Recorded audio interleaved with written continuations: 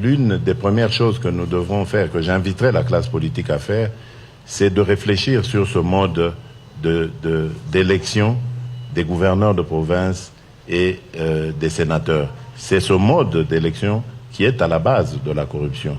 Et donc il faut réfléchir sur la manière de le changer et de donner au peuple, de la même manière que pour les élections législatives nationales et provinciales, et même présidentielles, le droit de voter directement, de choisir directement ses élus.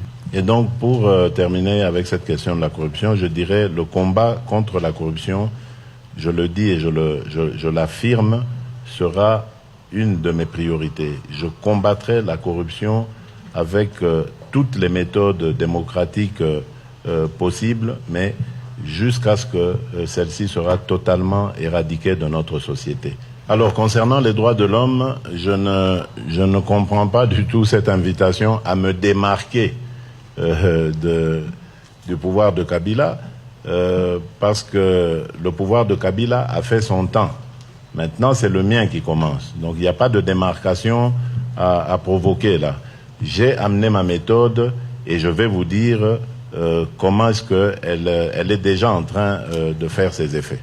Depuis que j'ai été élu, j'ai commencé à sévir sur les agents des forces de l'ordre qui violent les droits des citoyens, et j'en veux pour preuve, en ce moment, il y a 3 colonels qui ont été arrêtés pour avoir donné l'ordre de tirer sur des étudiants quelques jours après mon investiture. Au niveau de la télévision nationale, la télévision officielle, qui ne donnait pas accès à l'opposition, aujourd'hui, elle le fait. L'opposant qui continue de revendiquer sa soi-disant victoire a le champ libre. Non seulement ses activités passent dans les médias sans censure, mais en plus, lui-même a la liberté de circuler et de tenir ses réunions publiques sans aucune entrave des forces de l'ordre, comme on pouvait le constater il y a encore quelques semaines. Dans les jours qui viennent, je peux vous dire que tous les prisonniers politiques seront libérés selon évidemment leur cas, parce qu'il y en a qui peuvent bénéficier de la grâce présidentielle immédiatement, d'autres, rien qu'avec leur procédure, elle peut être levée et leur obtenir la libération. En tout cas, ce qui est certain, c'est que tous les prisonniers qui sont retenus pour des raisons politiques dans les prisons du pays seront libérés dans les jours prochains.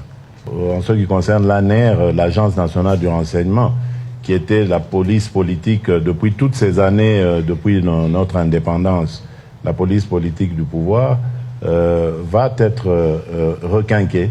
On va lui redonner un autre visage plus humain. Et j'ai d'ores et déjà donné l'instruction pour que tous les cachots de ces services soient fermés et qu'on ne puisse plus retenir des individus dans ces endroits uniquement à cause de leurs opinions politiques. Ça n'arrivera plus. Et je sais que c'est une question de temps aussi, parce que certaines habitudes sont restées. Mais croyez-moi, avant la fin de mon mandat, on ne parlera plus d'arrestation arbitraire en République démocratique du Congo. Merci beaucoup. Thank you very much. I know you got more questions, but trust me, the answers speak volume. For now, I want to invite